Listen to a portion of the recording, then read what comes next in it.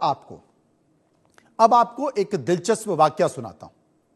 कुछ इस्लामी विद्वान हदीस और कुरान की भविष्यवाणियां स्कैटोलॉजी या फिर एंड टाइम्स की व्याख्या करते हुए मौजूदा जियोपॉलिटिकल स्थितियों को उससे जोड़ रहे हैं। कुछ व्याख्याकार एक हदीस जो खैबर के दिन की संबंधित है का संदर्भ भी देते हैं। यहां पर यहूदियों ने मदीना के पास खैबर के क्षेत्र में रहने का समझौता किया था, उसके बाद में उन्होंने उसे तोड़ दिया था। कुछ आधुनिक व्याख्याओं में यहूदी साम्राज्य की मदीना तक वापसी की महत्वाकांक्षा को इसी संदर्भ में देखा जाता है। फरात और नील नदी का जिक्र सही मुस्लिम 2839 की एक हदीस में किया गया है, जिसमें सहना, जयहान, फरात का भी जिक्र किया गया है। यह हदीस इन नदियों के पवित्र होने का जिक्र करती है, लेकिन सीधे तौर पर यह नहीं कहती है इन पर इजराइल का अधिकार होगा। चूंकि ग्रेटर इजराइल की अवधारणा इन नदियों के नील, फरात को अपनी सीमा मानती है, इसलिए कुछ विद्वान लोग इसका संबंध ग्रेटर इजराइल से जोड़ते हैं।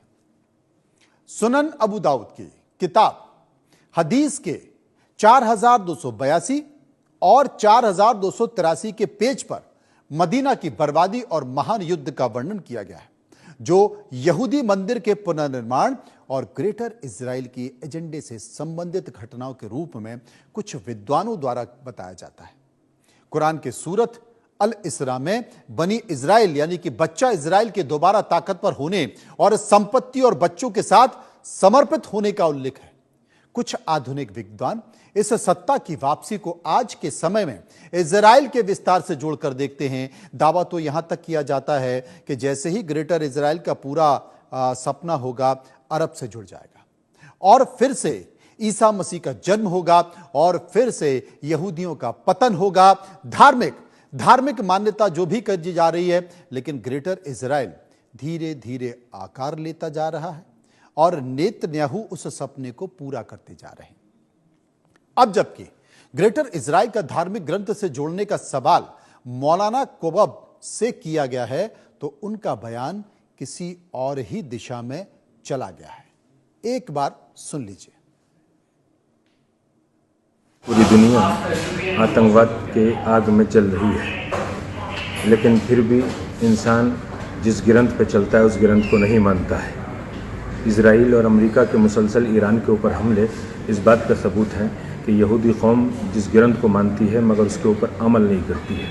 इसलिए कि दुनिया में इंसानी सिलसिले में हज़रत इब्राहीम का एक वो मर्तबा है कि जिनकी नस्ल में 4 ग्रंथ अल्लाह ने भेजे हैं, तौरात, ज़बूर, इंजील, कुरान मजीद। तौरात जनाब मूसा पर, ज़बूर जनाब दाऊद पर, इंजील जनाब ईसा पर और कुरान मजीद हज़रत मोहम्मद मुस्तफ़ा पर आई है। चारों ग्रंथों में लिखा हुआ है कि एक इंसान का कत्ल पूरी इंसानियत का कत्ल है।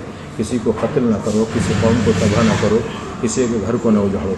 मगर कौम में यहूद वो है कि जो इंसानियत को कत्ल कर रही है, न तौरात के ऊपर अमल करती है, न ज़बूर के ऊपर अमल करती है। इसका मतलब है कि जो कौम अपने ग्रंथ और अपने खुदा की मुनहरिफ हो जाए, वो कौम न मुसलमान होती है, न इंसान होती है, न इंसानियत का रूप उसका होता है। मैं पूरी दुनिया से अपील कर रहा हूँ कि इन ऐसी कौम को कि जो अपने खुदा, नबी, पैगंबर, ईश्वर, ग्रंथ को न माने, उसका कोई ईमान नहीं होता है, उसका पूरी दुनिया को बाइकाट करना चाहिए। आपने मौलाना को सुना। अब बात उस आकार की